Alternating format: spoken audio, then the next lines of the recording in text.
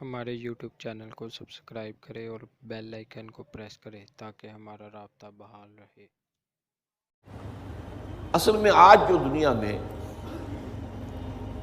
جو creation of universe کا تصور ہے جو تقریباً اب متفق علیہ ہے، کچھ عرصے پہلے تک جس کو ہم کہتے ہیں Newtonian era of physics, Newton کا دور، وہ بابائے فزکس ہے، اس میں کوئی شک نہیں۔ بابائے طبیعیات جو ہے وہ نیوٹن ہے، اگرچہ اس کے بعد ایک انقلاب عظیم آئنسٹائن کے ذریعے سے آیا۔ اب یہ آئنسٹائن کا دور ہے جس میں ہم سانس لے رہے ہیں، لیکن یہ کہ بابائے طبیعیات نیوٹن۔ اس نیوٹونین فزکس نے جو تصورات پیدا کیے تھے، اس کا ذہن میں یہ نقشہ تھا کہ یہ کائنات ہمیشہ سے ہے اور ہمیشہ رہے گی، مادہ ہمیشہ سے ہے اور ہمیشہ رہے گا، میٹر از انڈسٹرکٹیبل، مادہ ختم ہو ہی نہیں سکتا، وغیرہ وغیرہ وغیرہ وغیرہ، بڑی تفصیل میں نہیں جا سکتا۔ آج ہمیں معلوم ہو گیا ہے، اور اس پر اجماع ہے تقریباً فزکس کا، اور کافی عرصے سے، this universe has a beginning, اور اس کو نام دیا گیا بگ بینگ۔ کتنے بلینز اینڈ بلینز اگو، ایئرز اگو، ایک بہت بڑا دھماکہ ہوا تھا، بگ بینگ، اور اس سے کائنات کا آغاز ہوا۔ اور نمبر دو، اس کا ایک اینڈ بھی ہے، الی اجل مسمی، جسے قرآن کہتا ہے۔ یہ کائنات ہمیشہ کے لیے نہیں ہے، الی اجل مسمی، ایک خاص مدت معینہ تک یہ رہے گی، اس کے بعد خاتمہ ہو جائے گا اس کا، یہ ہمیشہ کی نہیں۔ تو بگ بینگ سے جو ایک نظریہ شروع ہوا کہ شروع میں کیا تھا، ذرات تھے، بہت چھوٹے بہت چھوٹے بہت چھوٹے بہت چھوٹے، فوٹونز، ان میں حرارت اتنی تھی، ٹریلینز ڈگری آف فارنہائٹ یا سینٹی گریڈ جو چاہیں کہہ لیں، and they were running away from each other. یہ تھی first stage of the creation of this material world. پھر یہ ذرات جو ہیں یہ مل جل گئے، اس سے گیلیکسیز وجود میں آئی، گیلیکسیز ایک دوسرے سے بھاگ رہی ہیں، آج بھی مانا جا رہا ہے ایکسپینڈنگ یونیورس، یہ کائنات ابھی پھیل رہی ہے، اور گیلیکسیز کے درمیان فاصلہ بڑھ رہا ہے۔ اور بڑی پیاری مثال دی جاتی ہے کہ اگر ایک غبارہ ہو، اس غبارے کے اوپر آپ نے کوئی ڈاٹ لگا دیے، اس غبارے کو جتنا پھیلائیں گے پھولائیں گے تو وہ ڈاٹس بھی ایک دوسرے سے بڑھتے چلے جائیں گے، فاصلہ ان کا بڑھتا جائے گا۔ پہلے غبارہ اتنا تھا، اب اتنا ہو گیا، تو وہ جو دو ڈاٹس کے درمیان فاصلہ اتنا تھا وہ اتنا ہو گیا۔ تو theory of the expanding universe, Iqbal نے کہا ہے یہ کائنات ابھی ناتمام ہے شاید، کہ آ رہی ہے دمادم صدائے کن فیکون کن فیکون۔ ابھی تو جیسے کہ قرآن مجید میں آیا بھی ہے، ہم اپنے خلق میں ہم وسعت کر دیتے ہیں جو جتنا چاہتے ہیں، وَنَزِيدُ فِي الْخَلْقِ مَا نَشَاءُ، یہ تخلیق جو ہے بھی جاری ہے۔ بہرحال اس کے بعد وہ دور آیا کہ پھر یہ گیلیکسیز کے اندر یہ کرے بنے اور سٹارز بنے، اور پھر وہ کرے ٹھنڈے ہونے شروع ہوئے۔ انہی میں سے ایک کرہ ہمارا یہ زمین ہے۔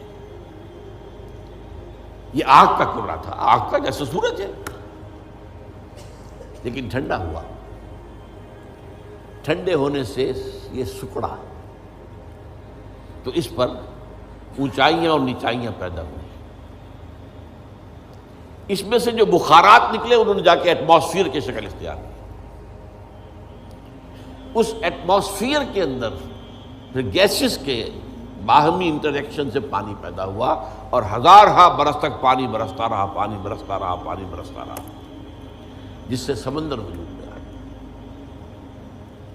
اور وہ جو زمین ٹھنڈی ہوئی تو اوپر کرسٹ آف دی ارتھ جو آیا ہے،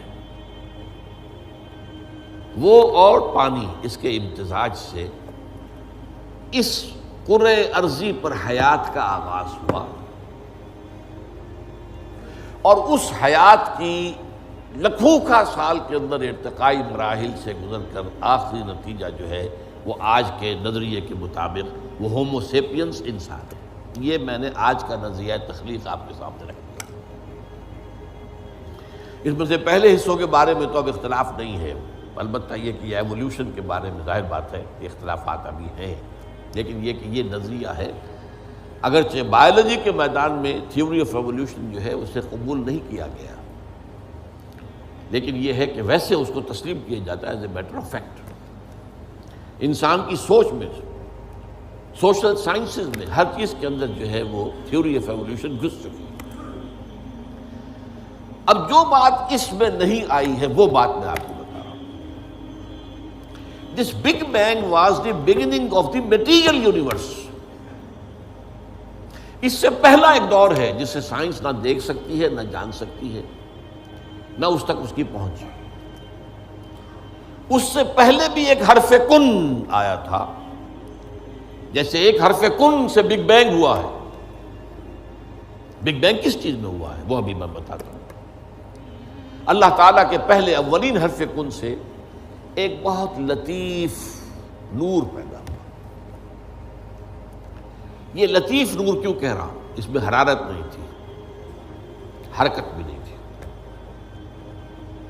لطیف۔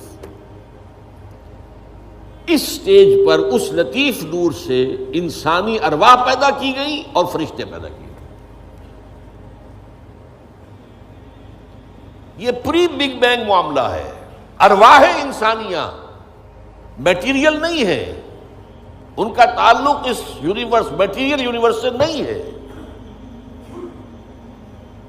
یہ تو بگ بینگ سے پہلے کی بات ہے، فرشتے اور ارواح انسانی۔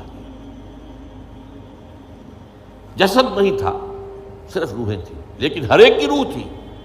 آدم سے لے کر آخری انسان جو آئے گا دنیا میں قیامت سے تب پہلے تک، سب کی ارواح موجود تھی، اور ان سے عہد لیا تھا اللہ نے، الستُ بربکم قالوا بلی۔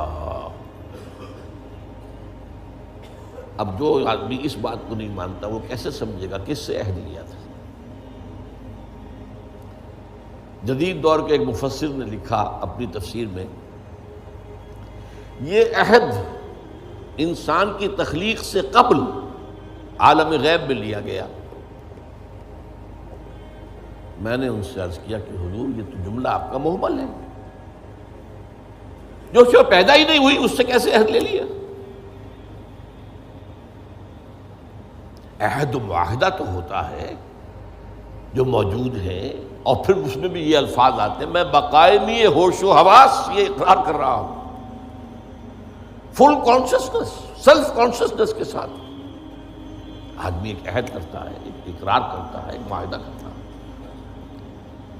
تب میں نے جب ان سے عرض کیا تو انہوں نے مانا کہ ہاں تمہاری بات ٹھیک ہے۔ یہ عہد اجساد انسانیہ کی تخلیق سے قبل ارواح انسانی سے لیا گیا۔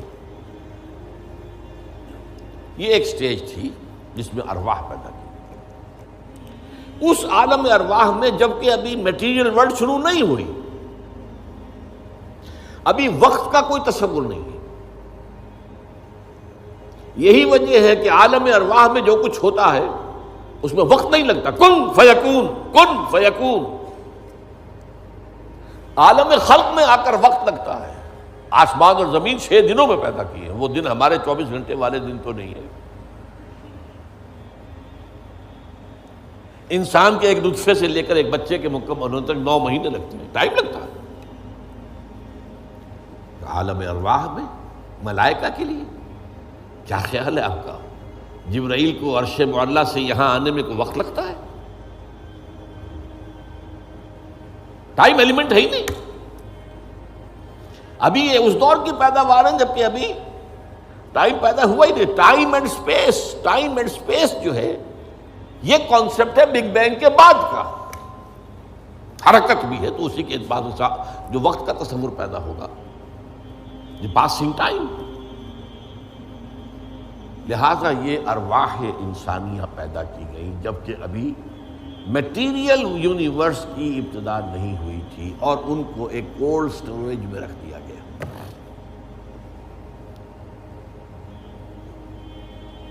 اب اس کے بعد وہ لمبا سفر، یہ جو تنزلات اور ارتقاء، یہ اصل میں دو اصطلاحات آتی ہیں۔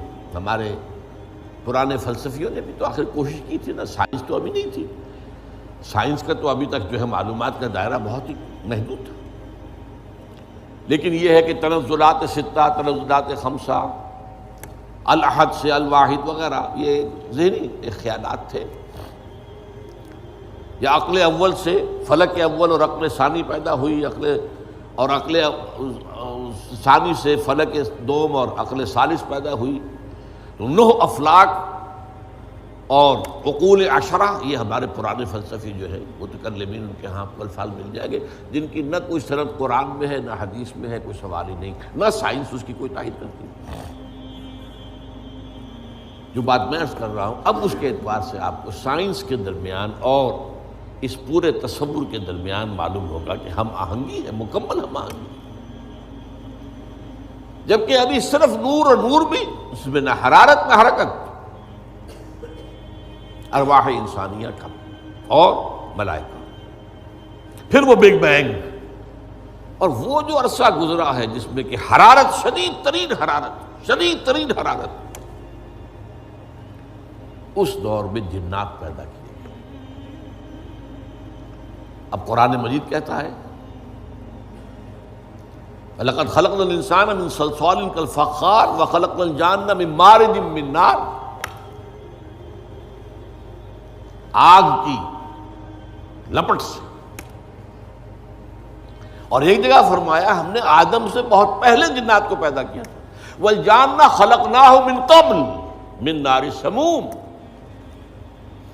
سموم کہتے ہیں وہ جو ہوا باد سموم، جس میں جلتی ہوئی آگ ہوتی ہے، لو، سخت صحرا کی لو، اس کا تصور کیجیے آپ، اس کی آگ سے، اس کی حرارت سے جنات پیدا کیے۔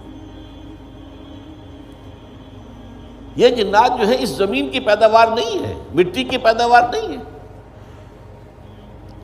یہ ایک لطیف تر شے ہے ہم سے۔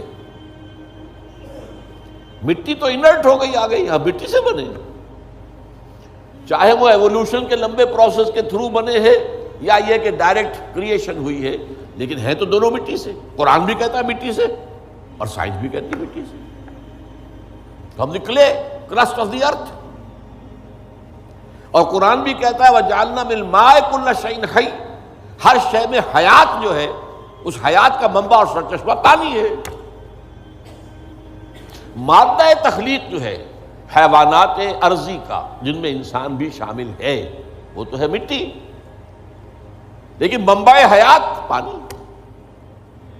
وَجَعَلْنَا مِنَ الْمَاءِ كُلَّ شَيْءٍ حَيٍّ، اور یہی سائنس کہتی ہے کہ سمندر کے کنارے پر، دلدلی جگہوں پر، وہاں کیا ہوتا تھا کہ ابھی پانی پیچھے ہٹ گیا ہے، پھر پانی آ گیا ہے، پھر پھٹ گیا ہے، یہ تعامل چل رہا ہے، اور اس کے نتیجے میں وہاں جو کیمیکل کمپاؤنڈز تھے، اس کے بعد آرگینک کمپاؤنڈز بنے، اس کے بعد اسی کے اندر جو ہے جو حیات کا جرثومہ پیدا ہوا، ایک سیل امیبا، یہ ان کا کہنا ہے، میں اس وقت اس کی نہ تصدیق کر رہا ہوں نہ تردید کر رہا ہوں، جو بتا رہا ہوں آپ کو کہ دونوں کا ایک یہ جو ہے بات متفق علیہ ہے کہ مٹی سے اور پانی سے بنے، اس میں کوئی اختلاف نہیں۔